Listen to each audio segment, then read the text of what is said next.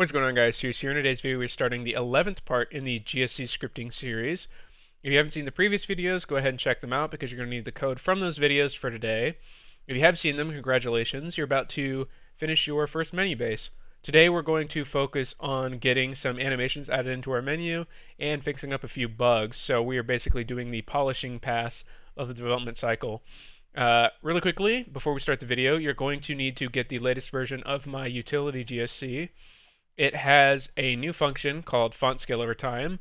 This is basically a re-implementation of the built-in font scale over time that is broken with Infinity Loader. I don't know why it is, but I assume it's eventually going to be fixed. For now, the workaround I've implemented involves kind of hacking Font Pulse to use it for us. So if you're a more experienced developer, you might be interested in the way I fix this. For everyone else, just know that it works. Anyway, go ahead and go into your main GSC. And we are going to re-inject really quickly to talk about the problem we are going to fix right when the video starts. So we'll go ahead and load into a game. The scrolling issue that we've had for a long time actually stems from the way set text works.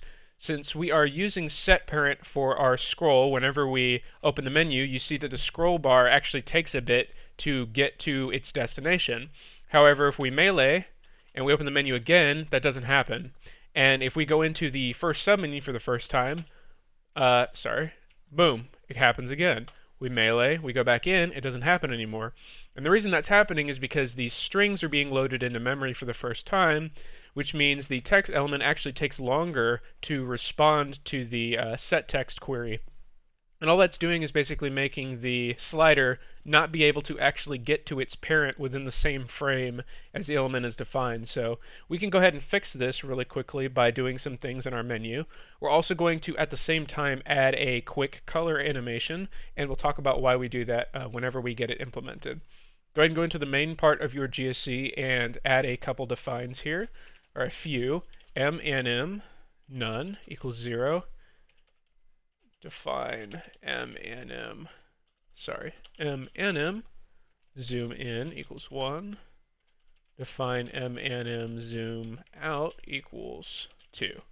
These are just some constants that we want, and we don't want to use magic numbers. We'll get more into magic numbers in a minute. Go ahead and scroll down to the bottom of your GSC and add in a new function, inverse color. Color will be the only parameter for inverse color, and we are going to return 111 minus color. If you've never seen this syntax before, this is what's called a vector. This is the way you define it in GSC, and a vector is basically just a 3-element array.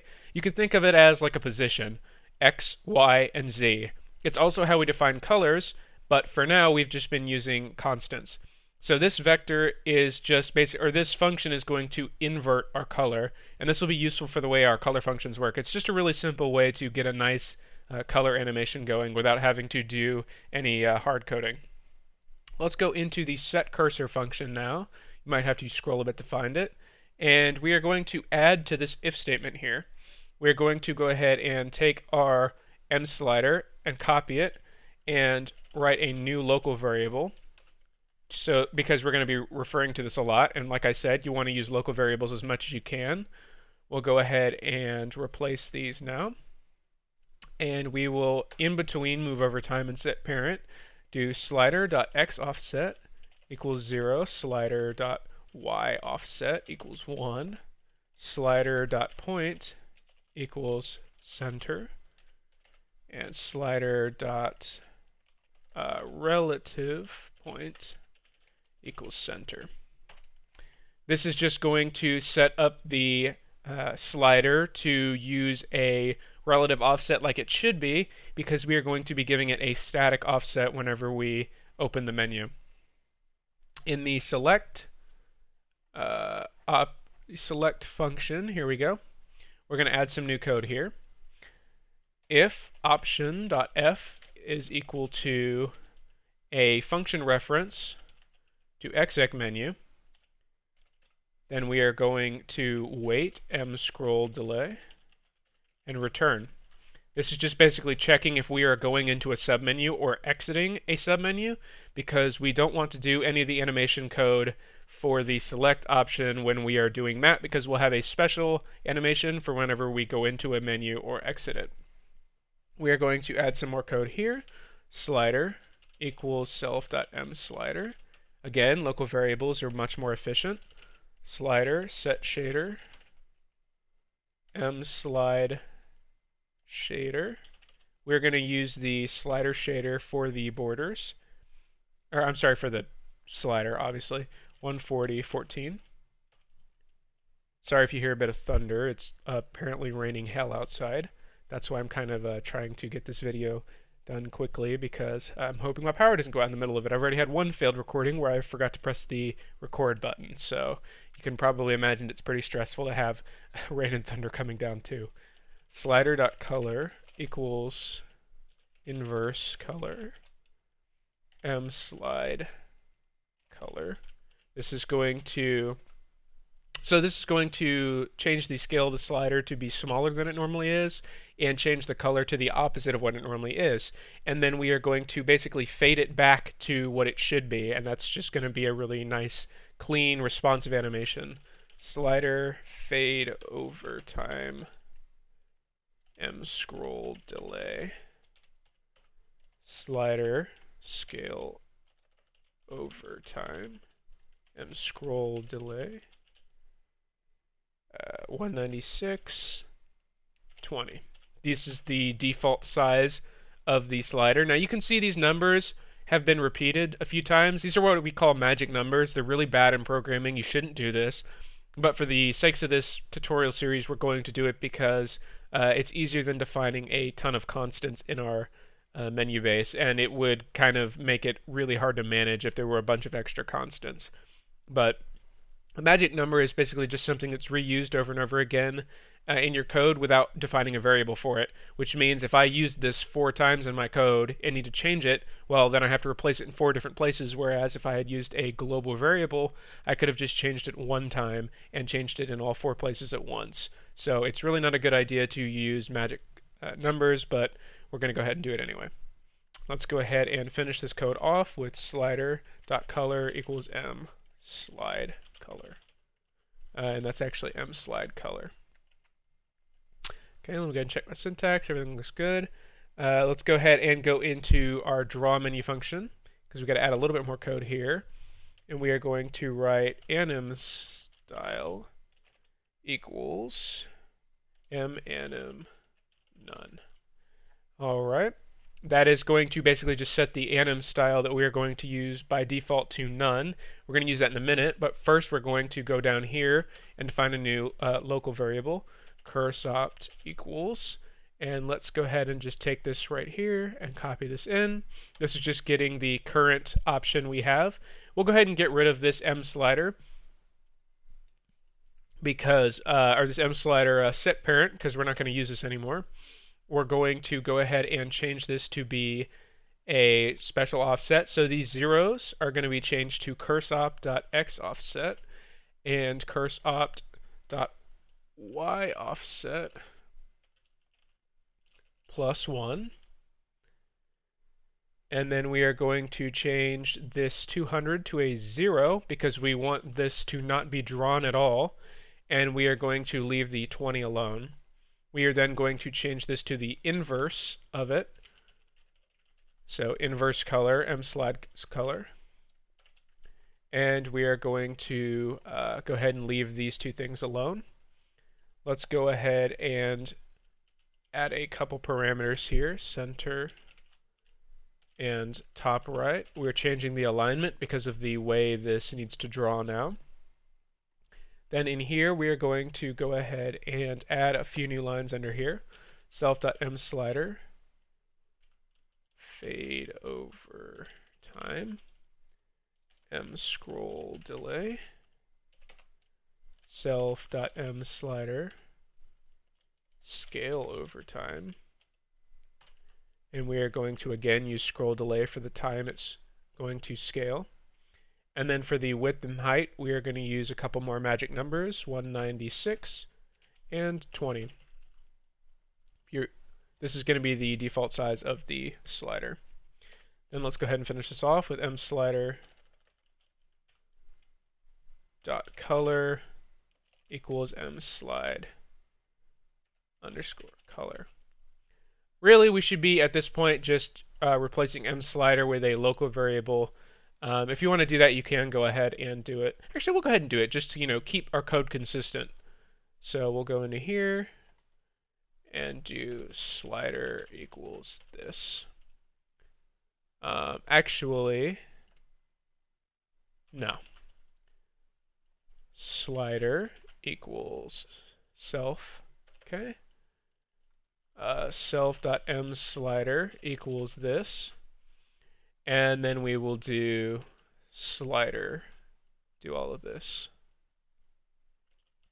Okay, and all this is doing is, again, some animation stuff. This is basically saying that we want to fade it in and change it to the correct size as long as we actually have some options to draw. From here, we should actually be good to go ahead and test what we've got. Now, there's actually a syntax error, which is right here. Ah, right. I accidentally made a typo there. So go ahead and fix that if you copied that.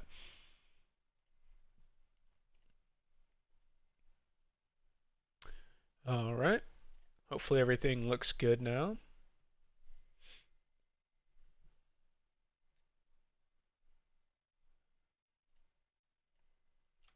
Okay, when we go ahead and aim in and open the menu, boom, we no longer get that weird slider issue.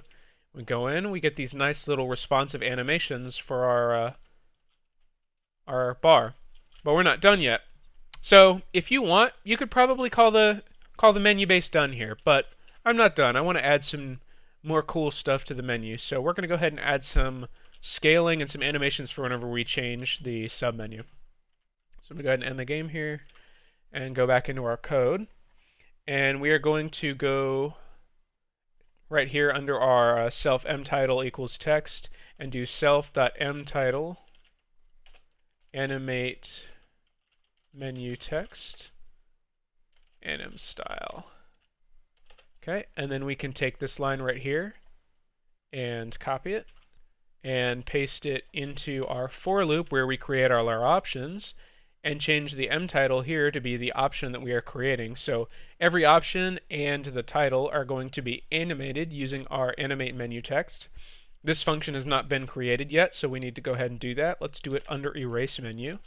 Animate menu text anim style equals anim none, saying the default anim style is going to be none if anim style is equal to anim none. If you remember, the two equals means is equal to.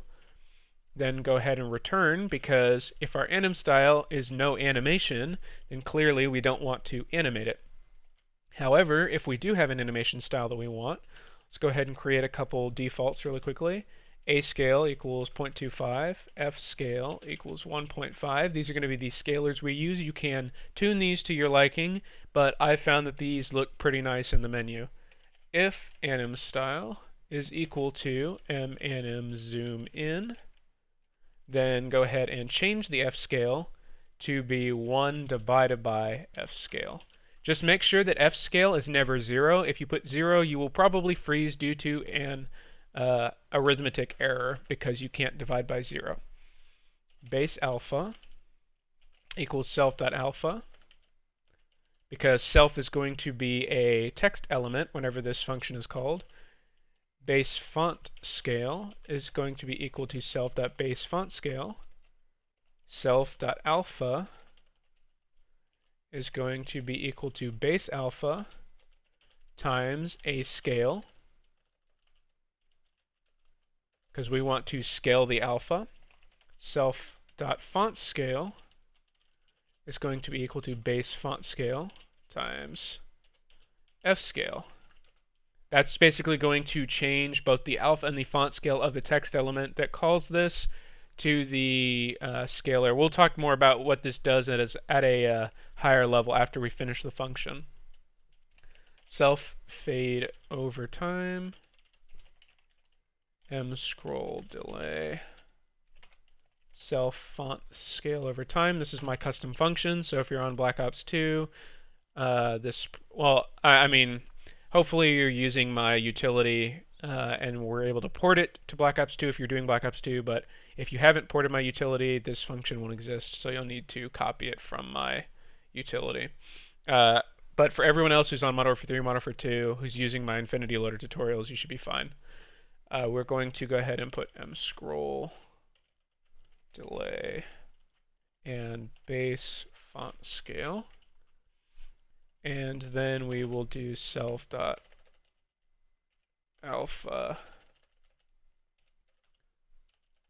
equals base alpha. Okay, so all this is doing is essentially multiplying the alpha by 0.25 and multiplying the alpha, if you don't remember, is the opacity of the element, meaning this is making it more transparent, and then it is going to multiply the font scale by the scalar. So if we want to zoom in, we want it to be smaller than it originally was, so we can make it bigger.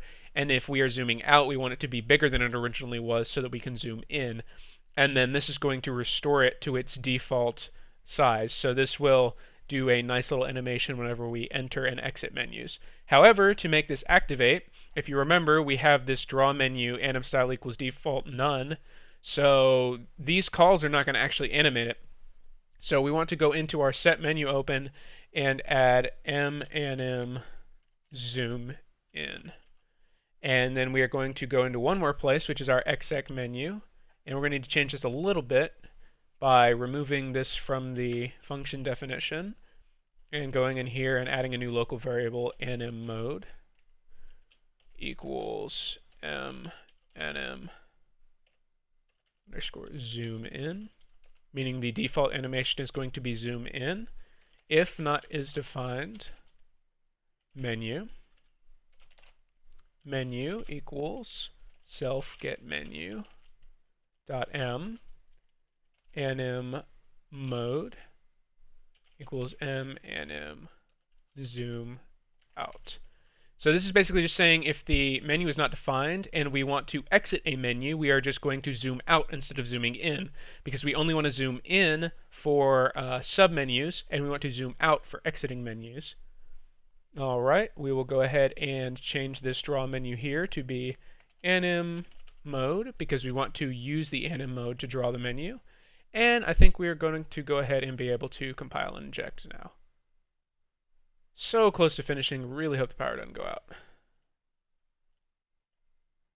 Probably jinxed myself there.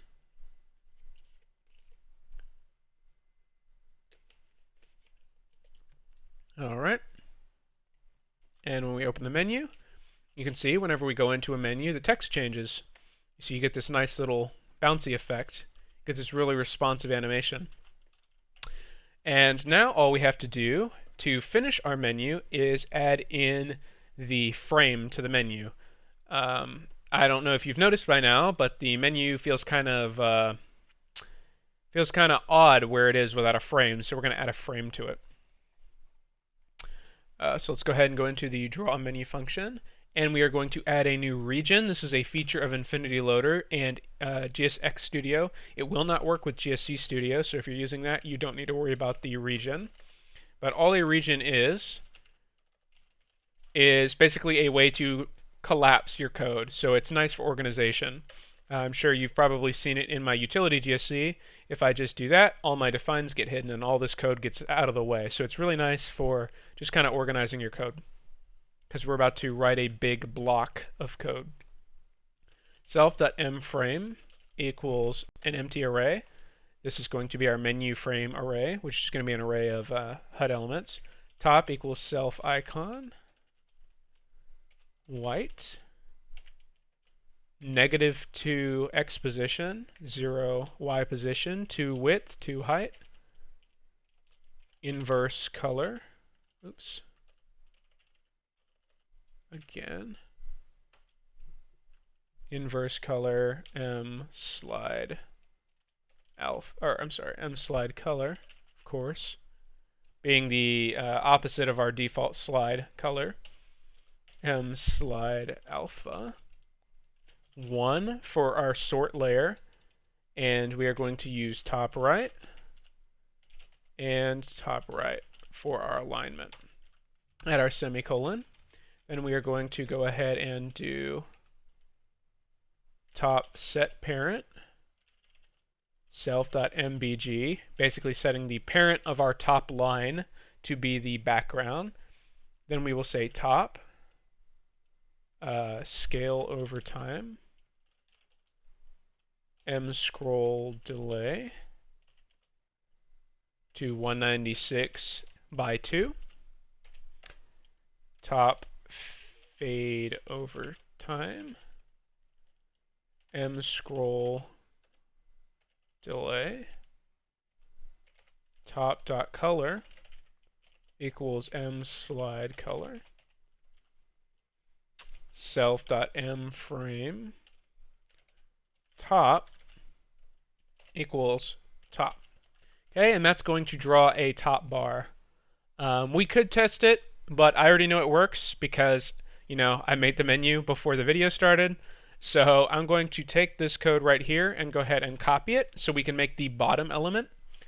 We'll just replace top with bottom on all of these elements here. I'm sure you could find some way to make that a joke. Just remember to replace it in all of these places here. Then we will go over here and change top right to be bottom left and bottom left. And I think everything else is probably good. Oh wait, this needs to be a 2 instead of a -2. Okay, so we can go ahead and test this. Actually, I don't want to spoil the effect that it does. So we'll go ahead and finish it off right now. So let's go ahead and copy the bottom and put it in here for the left element. Left, left, left, left, left, left, left. And then we will go ahead and change this to be a 0 right here. And we will change the alignment to be top left. Let me go ahead and change the scale over time to use 2 and 300. Because this is going to be a vertical element, so the y needs to be big, not the x. And then we will go ahead and take this and copy this and do right. So right, right, right, right, right, right. And we will go over here and change this to be bottom right and bottom right. And hopefully, if all our copying was done correctly, everything will be good. We do need to add one more thing. Because we created a lot of HUD elements, we need to remember in our erase menu to delete them. So for each lm in self.mFrame lm destroy. And that's going to be all of our HUD elements. All right, I think we're good to test. I am just double checking on my other monitor really quickly to make sure all the numbers line up. Everything looks good to me. Hopefully everything is going to work. Go ahead and inject. I'm going to really quickly check the syntax to make sure we don't have any undefined variables. Says it's injected, looks good to me, and our menu may be finished. I know this video has been really long, but it's because it's the last part and we are polishing, so I want to make everything perfect before we call this menu base done. So we're going to go ahead and open it up. And boom, we've got our nice little animation. You can see it comes in from the corners. You get a color change. And when we go into the menu, we get these nice little effects. And I think this is a lot nicer than our original version of the base, because now we get some really responsive things whenever we go into menus and click options.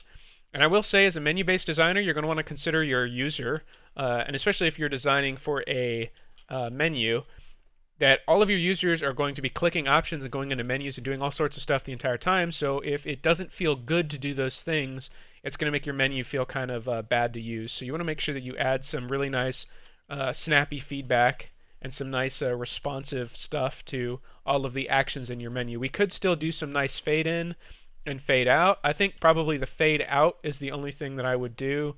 But I don't think it's necessary for this base. I think for the purposes of this series, this base is probably going to be pretty good to go. I'm going to keep doing GSC scripting tutorials, so don't worry about that. That's not stopping. But the menu base is pretty much good to go. So congratulations, you just finished your first ever menu base. And that's a lot different than if you were to go and just copy a Shark's base or copy somebody else's base and start making your menu, because you made it from scratch. You wrote every single line of code in your menu except for the utility, which doesn't matter because the utility is a utility. And yeah, so congratulations on that. Thanks for watching all the videos. Hope you guys enjoyed them. If you did, leave a like. Let me know in the comment section below. And I will see you guys in the next video. Peace.